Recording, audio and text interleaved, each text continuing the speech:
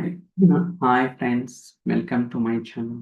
So, ఇప్పటిదాకా మనం different videos చేసాం కదా! ఈరోజు ఒక అప్డేట్ గురించి మనమైతే ఎక్స్‌ప్లోర్ చేద్దాం. ఓకే. సో, నేనైతే కాపీ జాబ్ క్రియేట్ చేస్తున్నాను. So, copy job. సో, పేరు ఏదైనా ఇవ్వచ్చు. సో, నేనైతే ఫర్ టైమ్‌ని I'm just keeping as it is.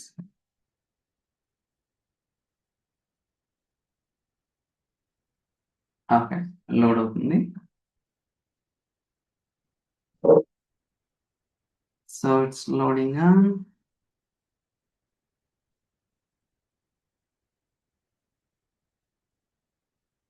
ఒక్కోసారి కొంచెం స్లోగా ఉంటుంది యూజర్ ఇంటర్ఫేస్. ఒక్కోసారి చాలా ఫాస్ట్‌గా ఉంటుందనమాట.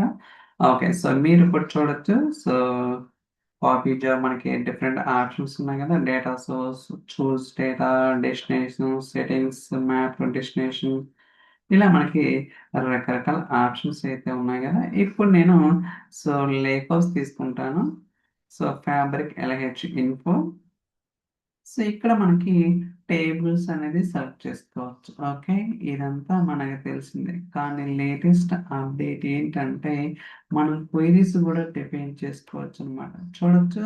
సో, టీఎస్‌క్యూఎల్ క్వెరీస్ అనేది డిఫైన్ చేయొచ్చు. అంటే మనం ఏదైతే టేబుల్స్ ఉన్నాయో, ఈ టేబుల్‌లో ఉన్న డేటాని సో, క్వెరీస్ కింద గూడా డిఫైన్ చేసుకోవచ్చనమాట. ఓకే. సో, ఫర్ ఎగ్జాంపుల్ ఇక్కడ మీరు so, select star from table name అని ఒక క్వెరీ డిఫైన్ చేసుకోవచ్చు. లైక్ జాయిన్స్ కావచ్చు. వాటెవర్ ఇట్ ఈస్ మీకు కావాల్సిన విధంగా డిఫైన్ అయితే చేసుకోవడానికి ఈ ఆప్షన్ అయితే ఇంట్రొడ్యూస్ చేశారనమాట. ఐ థింక్ అరౌండ్ ఒక 2 వీక్స్ బ్యాక్, 3 వీక్స్ బ్యాక్ ఈ ఆప్షన్ అయితే ఇంట్రొడ్యూస్ చేశారు. టీఎస్‌క్యూఎల్ క్వెరీస్ అనేది.